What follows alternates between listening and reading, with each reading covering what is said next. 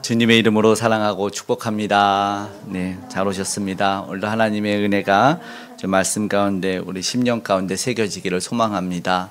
간절히 원하는 기도의 제목들이 있고 주님만이 해결해 주실 수 있는 모든 문제들이 있을 텐데 그것들이 다 해결받을 줄 믿습니다. 앞에 부부께서는 서로를 보시면서 되게 좋아하시는데 좋은 일이 있으신가 봅니다. 아니, 그렇게 여쭤보니까 갑자기 아닌 것처럼 이렇게 아무튼 좋은 일이 있을 줄 믿습니다. 이유는 유일합니다. 우리 주님이 우리 함께 하시기 때문입니다. 아멘.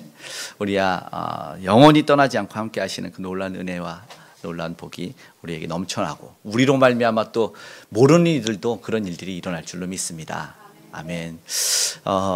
이 하나님을 향해서 하나님께 위대한 일을 시도하고 하나님께 위대한 일을 기대하라. 이 위대한 이 선교적 명령을 던졌던 윌리엄 캐리라고 하는 분이 계십니다. 영국의 선교사인데요. 그가 이 인도로 선교를 했어요. 시기적으로 한 200년이나 벌써 되었어요. 이제 얼마 안 된 줄 알았는데 시기가 그렇게 오래됐더라고요. 그는 엄청 열심히 선교를 하는 분입니다. 현대 선교의 아버지라 불릴 정도로 열심히 했고 그는 그 부지런함으로 그 열심으로 열정이 넘쳐나서 한 50년 동안 그 인도에 있어서 그 문법 책들을 그리고 여러 가지 그 성경 번역본 인도어가 있잖아요. 벵갈어랑 이런 여러 언어로 산스크리트 이렇게 번역을 많이 했어요. 그렇게 하고 인쇄소를 지어서 그거를 이제 성경을 발행을 해서 이제 배포를 하는데 어느 날 문제가 생겼는데 그건 뭐냐면 인쇄소가 불이 타버린 거예요. 너무나 안타깝죠. 50년 동안 그 주석이 한 12권, 10권 모든 자료들, 정보들 그것이 한순간에 날아간 거예요.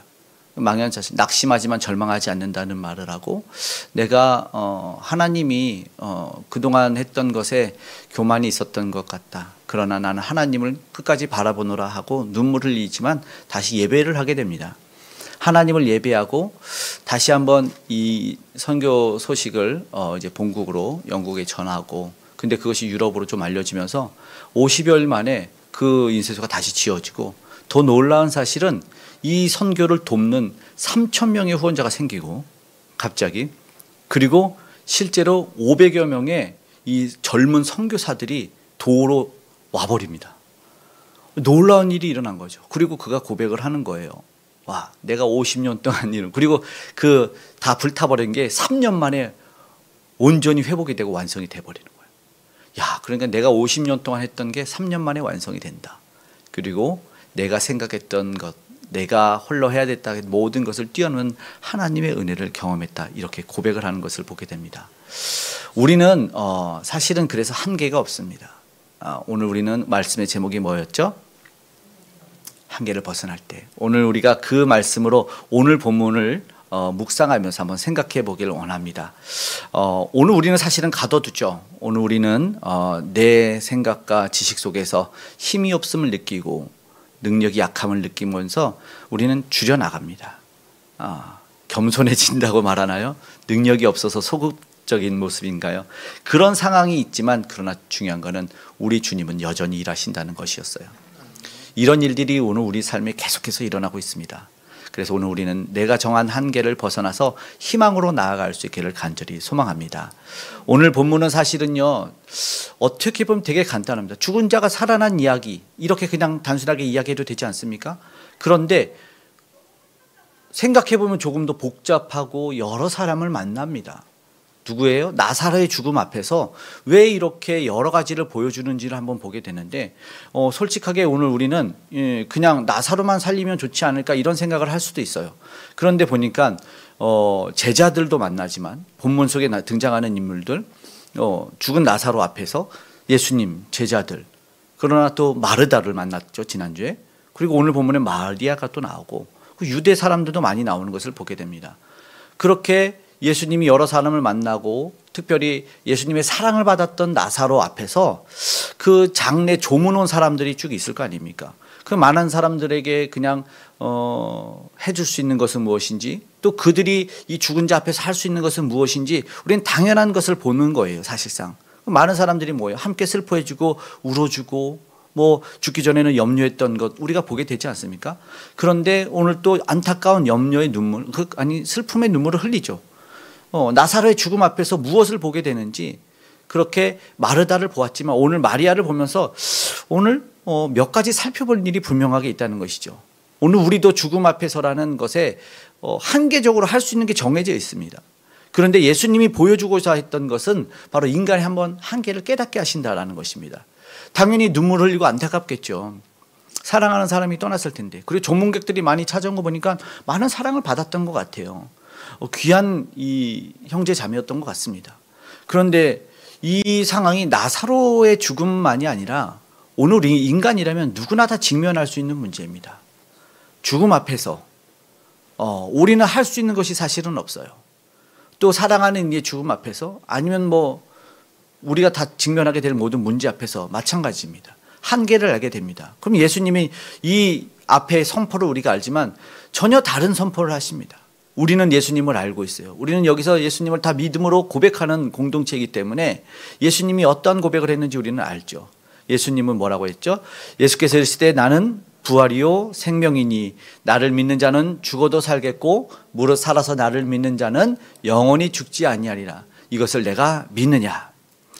예수님은 죽은 나사로를 살리는 뚝딱 그런 일만 해내면 좋겠는데 이거를 마르다에게 믿음을 고백하셨고 자기 자신이 누구신지를 선포하시는 과정을 거치셨다는 것이죠.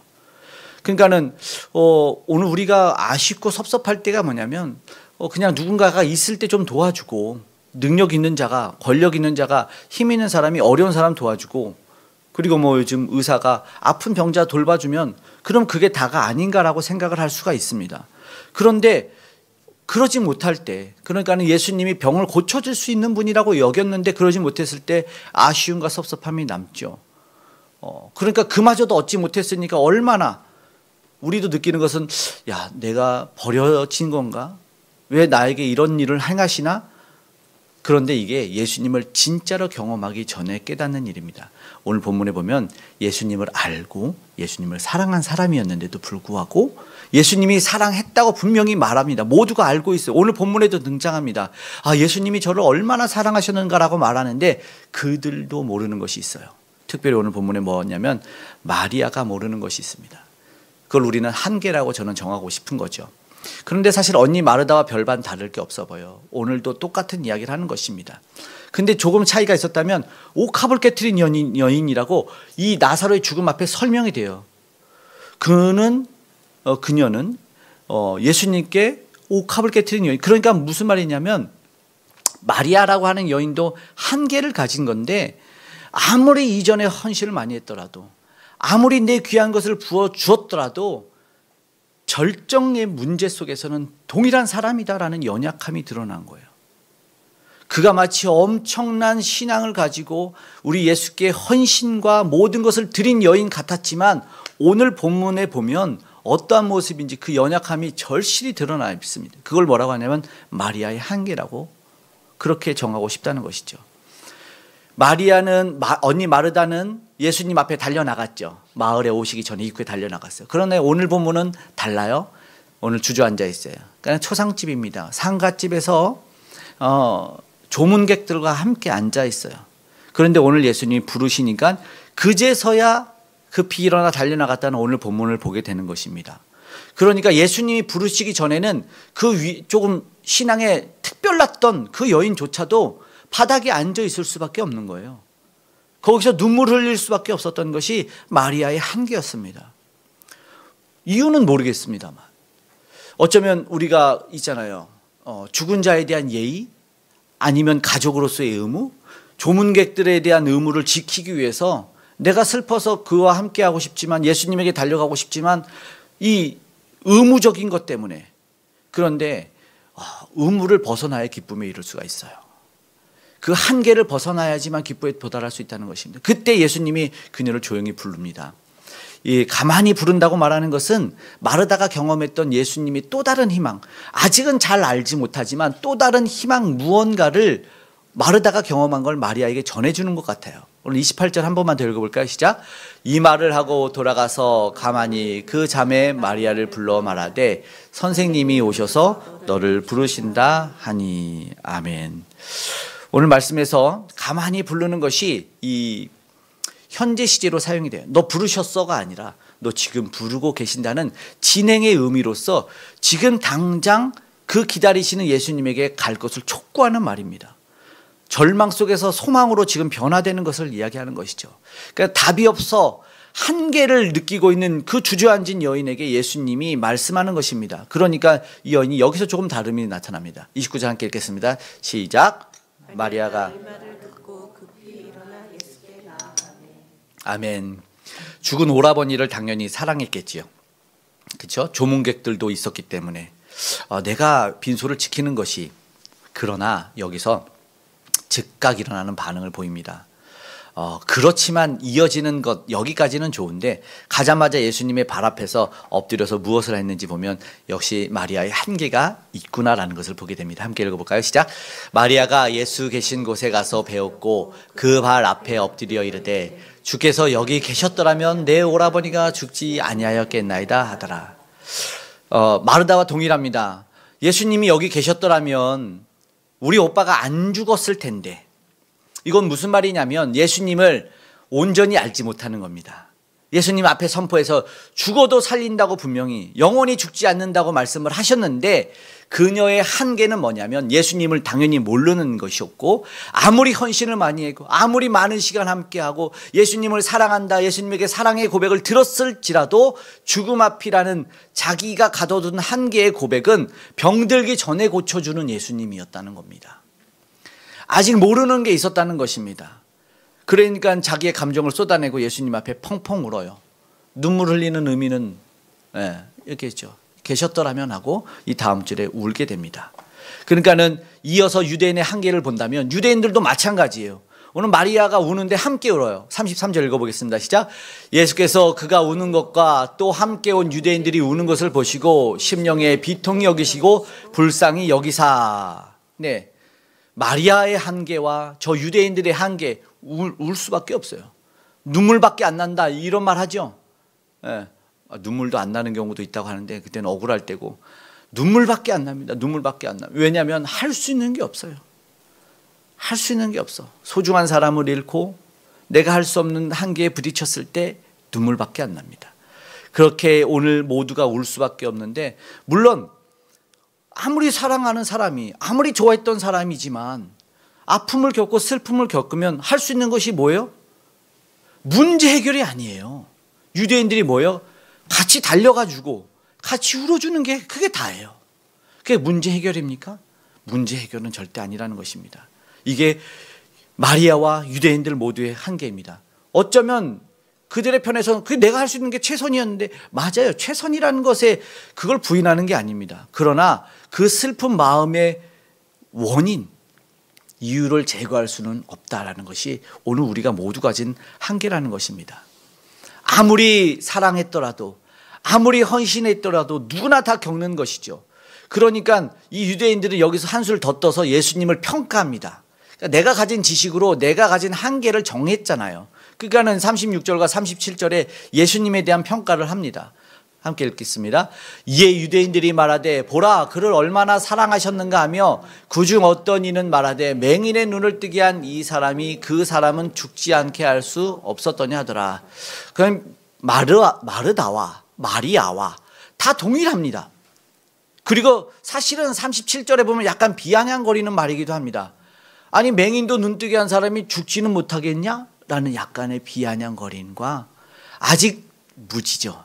예수님이 누구인지, 예수님이 어떤 분인지 모른다는 겁니다. 이것은요 뭐라고 말하냐면 그냥 끝났다, 안타깝다, 그냥 뭐 나름의 평가들로 한계, 아프지만 인정해야 돼요. 우리는요 절벽을 경험할 때 인정할 수밖에 없어요.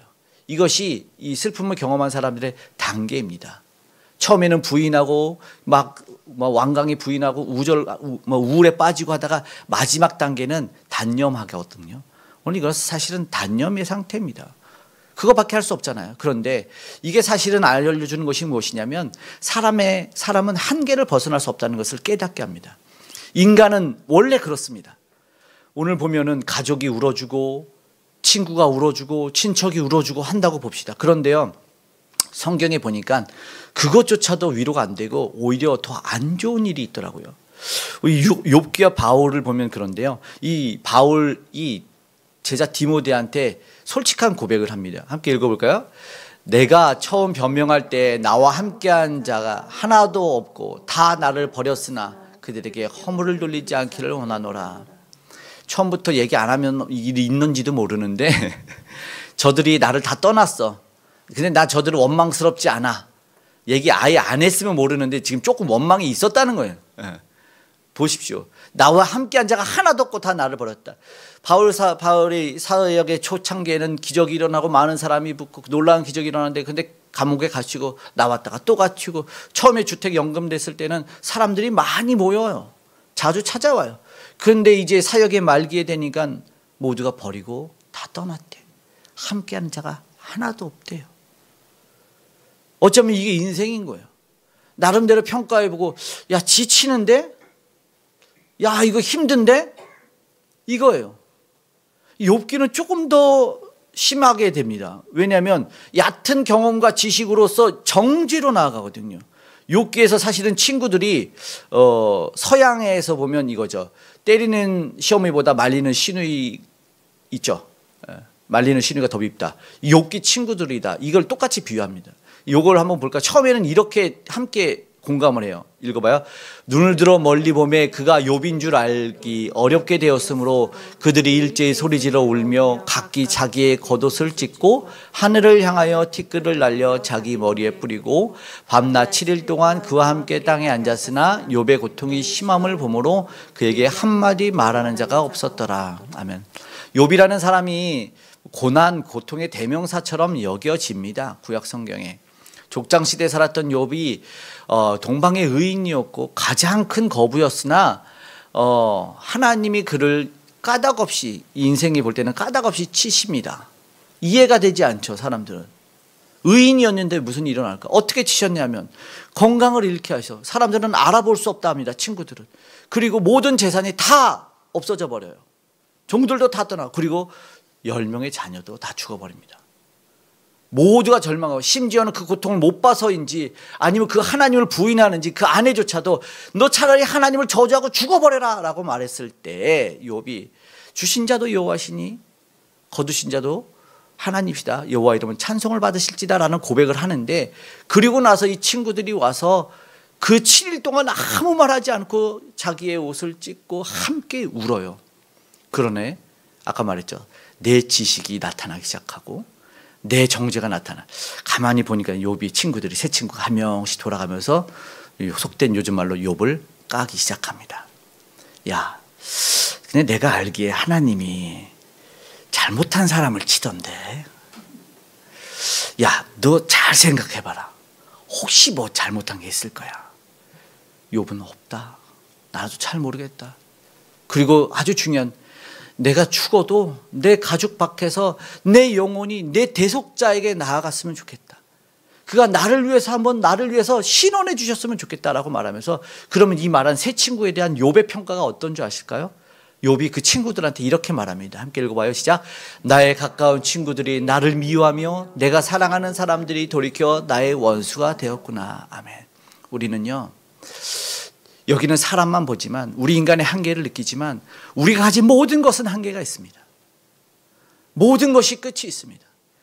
그래서 아닌데, 나는 물질이 있으면, 나는 권력이 있으면, 나는 힘이 있으면 아닐 텐데 라고 생각하는 그 모든 것에 대한 정점을 솔로몬께서 찍어주시며, 전도서의 시작에 딱 열면 헛이라는 말이 4번 나옵니다. 헛되고 헛되고 헛되니 헛되도다. 모든 것이 헛되도다. 헛됩니다. 그러면서 마지막 12장에 마칠 때는 너희 젊었을 때, 더 늙어 죽기 전에 창조주 하나님을 기억하라 말합니다. 인생의 모든 것은 한계가 있고 끝이 있다. 바로 그것을 이야기하는 것입니다. 그러면서 이야기하는 것이죠.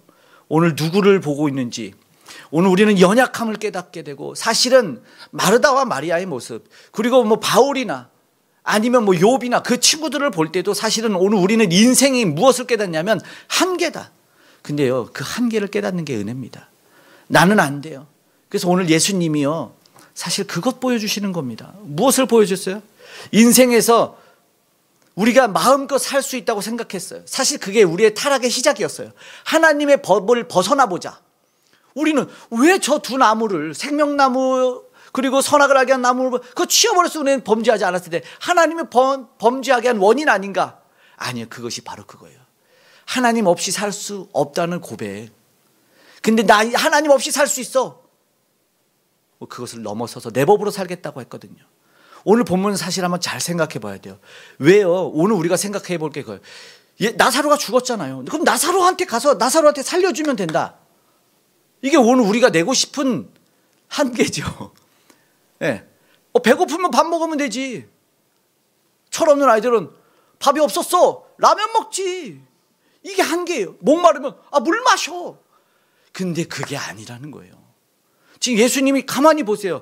왜 죽은 자를 냅두고 나흘이나 되도록 썩어가도록 그를 그대로 두고 왜 초상집에도 들어가지 않고 왜 문 밖에 서서 마르다를 부르고, 그리고 제자들과의 그 대화는 무엇이었으며 오늘 다시 마리아를 불러서 그 동일한 고백을 하게 하시는지를 잘 한번 생각해 보십시오. 아무리 사랑했다 하더라도 동일한 고백을 할 수밖에 없었고, 아무리 죽게 헌신하고 아무리 주님을 위해서 살겠다고 말하는 자들도 동일한 헌신을 할 수밖에 없던 것은 인간은 누구나 다 연약한 한계를 가지고 있었기 때문이라는 것입니다.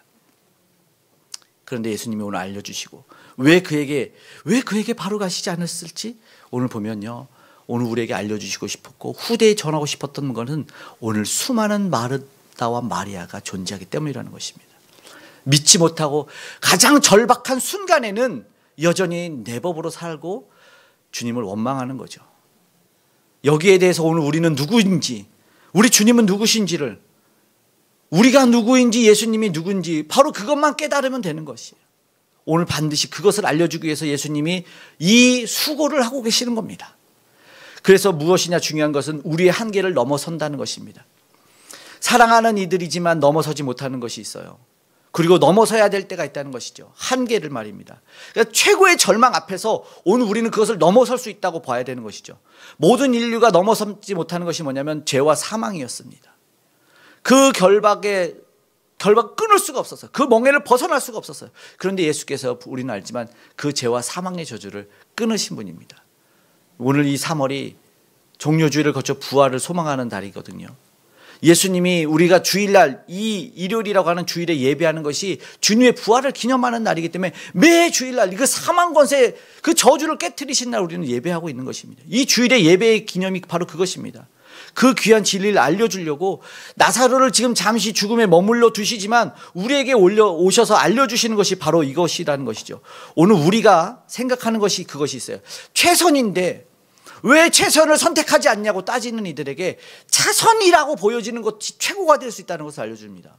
무슨 말인지 한번 보십시오. 내가 여기는 최고의 방법이 있어요. 내가 생각하는 최선의 방법들이 있어요. 예수님 당장에 살려주세요. 지금 살아나야 됩니다. 지금입니다. 지금 와주세요. 바로 이때입니다. 얼마가 필요합니다. 나야 됩니다. 그런데 그 최선이라고 내가 여겼던 것이 아닐 수 있다는 거예요. 오늘 예수님의 그 행보를 한번 보십시오. 뚝딱 못 살려주겠습니까? 말씀만으로도 살려주실 수 있는 분이에요. 그러나 그렇지 않아요. 예수님의 행보를 한번 생각해 보십시오. 그 조문객의 그 장례 초상집에 들어갈 필요가 없어요. 그러면 나사로 살려주면 나사로의 무덤으로도 직행할 수 있는데 그렇지 않아요. 나사로 어디 두었냐도 일부러 물어보시는 거예요. 차례차례 저들을 만나며 이것을 내가 믿느냐? 내가 부활이요 생명이니 이것을 내가 믿느냐? 믿음을 강조하시고 그들에게 믿음을 촉구하는 예수님의 큰 그림이 있었다는 것을 보게 된다는 것입니다. 어쩌면 저들의 심령에 내가 예수님을 잘 아는데, 내가 예수님은 좀 알지, 예수님은 나 사랑하시니까, 그런데 예수님을 섭섭해하는 거 분명히 봤죠. 결국 절망적인 순간이 오면 누구나 다, 저나 여러분 예외 없이 예수님 앞에 그 섭섭함을 드러낼 수 있는 사람이라는 것이죠. 욥도 사실 그랬어요. 자기의 의로움도 아무리 그렇지만 내가 걱정하던 것이 내게 임하였다라고 말하면서 자기네 불신적인 모습이, 하나님이 당장 와주시는데 왜 안아주시냐는 그 안타까움을 호소하는 것도 보여집니다. 근데 오늘 우리도 마찬가지라는 것이죠. 더 작은 것 하나로 인해서 예수님에게 대해서 얼마나 많이 불평과 불만을 쏟아내고 있는지. 예수님을 내 거 안 들어준다고 예수님을 작게 만든다는 것이죠. 왜 예수님 내가 가장 힘들 때 왜 예수님 안 왔냐고, 왜 내가 외로울 때 예수님 나에게 오지 않았냐고, 내가 왜 아플 때 예수님 나를 당장 치료해 주지 않았냐고, 내가 그렇게 울고 있는데 왜 내 문제 해결해 주지 않았냐고, 왜 나는 하나님 왜 계속 예수님 빚더미에 얹혀놓고, 예수님 나는 계속 아프게 두셨고, 예수님 나는 왜 이 가정에 두셨는지, 왜 예수님 나는 저 사람을 만나게 했는지, 이렇게 오늘 우리는 예수님을 모르니까 나의 한계에 가둬두고 그냥 절망하고 이렇게 얘기하고 있어요. 그 수없이 많은 물음이 오늘 우리가 마르다이고 우리가 마리아라는 것을 증명한다는 것입니다. 예수님이 오늘 여기서 뭐라고 말씀합니까? 비통히 여기신다. 근데요, 여기서 비통히 여기신다라는 것은요, 저들이 조문객과 함께 울었던 것과 달라요. 왜냐하면 비통히 여기신다, 슬피 우신다, 그 다음에 이어지는 단어가 뭔지 보십시오. 뭐예요? 그를 어디 두었느냐예요. 예수님은 그 한계를 벗어나서 무엇을 하고 싶냐면 그 불만이 걷어주길 바라는 거죠. 여러분이 최선이라고 여겼던 것들, 답이 안 나왔다고 절망했고 분노했고 불평했고 눈물 흘렸지만, 내가 최선이라고 여기고 내가 차선이라고 여겼던 그 차선의 방법을 들어서 우리 주님은 최고의 방법으로 만드실 수 있는 분이기 때문이라는 것이죠. 절대적으로 아유 이건 아니죠 라고 말한 그것을 가져다가 귀히 쓰시는 분이죠. 하나님 그 인간은 아닙니다 라고 말했던 그 사람을 들었으니까 사도 바울이 나는 죄인 중에 괴수다 라고 말하는 겁니다. 나는 절대 안 돼, 나 같은 인간은 안 돼라고 말했을 그 연약한 자들, 그 보잘것없는 자들을 불러서 하나님이 들었었을 때 그가 위대한 자가 된다는 겁니다. 그러니까 오늘 우리는 우리의 생각에 최선을 멈추고 내 생각에 최선이 최고가 될 수 있다는 희망을 품어야 되는데, 그러려면 불만을 멈춰야 된다는 겁니다. 이 놀라운 일이 일어나는 거죠. 오늘 우리는요, 우리가 부족하기 때문에, 우리가 연약하기 때문에, 우리가 추한 죄악이기 때문에 오늘 우리는 예수님을 가둬두고 하나님을 연약하고 작고, 그러나 주님이 이 모습 속에서 슬피 울고 계셔요. 왜 울어요? 능력이 없어서 우는 것이 아니라 이 한계에 갇혀있는, 이 죄와 사막에 갇혀있는 우리의 연약 때문이죠. 그래서 예수님이 가려고 하는 거예요. 어디를요? 그를 어디 두었느냐? 너희의 한계의 무덤을 내가 깨트려버리겠다. 너희들의 죽음의 무덤을 깨트리겠다. 너희들이 차선이라고 여기는 것이 최고가 되는 걸 보여주겠다. 오늘 주님 그런 겁니다. 그때 예수 그리스도가 보여지는 거예요. 오늘 저들이요, 뚝딱 살려내면 모르는 것들 가운데 예수님이 누구신가를 알게 하는 더 큰 놀라운 일이 예수님이 지금 하시고자 하는 일이라는 것이죠. 비로소 주님을 보게 하는 거예요. 지금 주님이 하신 일이 무엇인가? 주님이 소중히 여기시는 일이 무엇인가라는 것이죠. 무릇 살아서 믿는다는 영원히 죽지 아니하라는 그 믿음이 지금 저들에게 스며들게 하시는 이 예수 그리스도의 작업을 보게 두시는 거죠. 절대 예수님은 홀로 두시지 않았어요. 그 힘들었던 시간에 주님의 작업이 있었고, 남몰래 눈물 흘렸던 작업, 그 시간 속에 우리 주님은 일하고 계셨다고요. 가슴 치며 답답해할 때, 왜 안 되냐고 절망하고 낙심할 때 우리 주님은 일하고 계셨다고요. 우리보다 더 눈물을 흘리셨던 분이죠. 그분이에요. 왜 창조주께서, 보십시오, 창조주께서 피조물을 향해서 눈물을 흘리시는 것은 우리 예수님밖에 없습니다. 아픔을 치료하는 건 일도 아닙니다. 그렇지 않습니까? 당장 와서 나사로를 살려주는 건 일도 아니었어요. 근데 죽도록 두셔야 돼요. 죽도록 두셔야지 저 믿는 모든 가족과 제자들과 저 유대인들이 진짜 예수님의 능력을 깨달아 알기 때문에 그래요. 잠시 두셔. 더 중요한 예수 그리스도를 알게 합니다. 그리고요, 예수님이 말하는 게 바로 자 가자 부활의 현장으로라는 것입니다. 오늘요 본문은요, 사실은 예수님이 왜 그런 게 아니라 이게 우리구나, 또다시 예수님은 우리 한계에 가두구나라는 것이에요. 그 가두고 있는 한계에 우리를 부활의 현장으로 예수님이 우리를 끌고 가신다는 것이죠. 뭐예요? 이제 눈물을 멈추게 한다. 눈물 내가 흘려줄게. 예수님 말씀하지 않습니까? 이미 고난을 채울하신 분이기 때문에 우리 인생의 고난을 모르시는 분이 아니다라고 말씀하고 있어요. 조문객도 한계가 있고 가족도 얼마나 사랑해도 다 한계가 있는데, 오늘 예수님은 그 한계를 넘어서 죽음의 현장으로 가보자. 가보자라는 거예요. 죽기 전에도 역사할 수 있었지만 죽고 나서 역사하는 것이 더 큰 거니까 그것을 보여주기, 모두가 끝났다고 할 때 예수께서 그것이 끝난 것이 아니라고 보여주기 위해서, 모두가 절망할 수 있는 상황에서 이것이 절망이 아니다라는 것을 보여주기 위해서, 모두가 포기하는 인간들이 너무 많아서 절대 포기하지 말라는 새 희망을 던져주기 위해서 오늘 예수님께서 이래요. 성경이 다 그렇더라고요. 예수께로 마른 뼈가 살아난대요. 살이 붙고 힘줄이 붙으면서, 그리고 생명이 오더니 살아나요. 오늘 예수님이 오시기까지 오늘 7번째 마지막 기적의 절정을 요한복음에 보여주는데, 보십시오. 물이 변하여 포도주가 됐습니다. 38년 된 병자가 고침을 받았어요. 하루아침에 물 위를 걸으십니다. 나면서 못 보던 자가 보게 됩니다. 구약에 예수님이 나타나셨지 않습니까? 오병의 기적이 일어나지 않았습니까? 반석에서 물이 나지 않았습니까? 마른 지팡이에서 싹이 나지 않았습니까? 이 모든 것을 보여주면서 예수님의 한계가 있더냐라는 것을 누누이 보여줘 왔는데도 불구하고, 주는 살아계신 하나님의 아들이로 그리스도라고 고백함에도 불구하고 왜 가두냐 이거죠. 말이 안 된다는 거죠.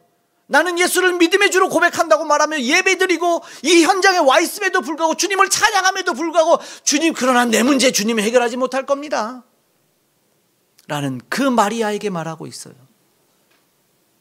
너 어디 있냐? 너 어디다 뒀냐? 네 그 죽음, 그 송장 어디다 뒀냐? 가자. 오늘 지금 부활의 현장으로 지금 주님을 가시기 위해서 굳이 우리의 연약을 까발린 거라는 거예요. 오늘 본문은 수술입니다. 절개입니다. 절개.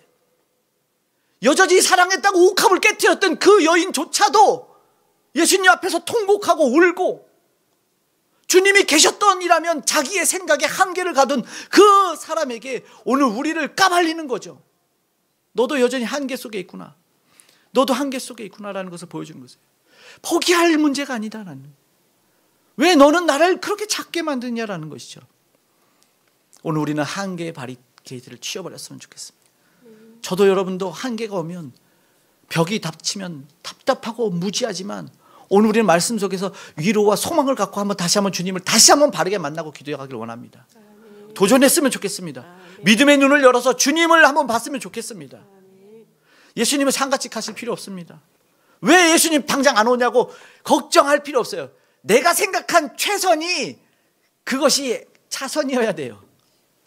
주님이, 우리가 생각했던 차선이 주님의 최고이기 때문에 바꿔야 돼요. 벗어나야 된다는 것이죠.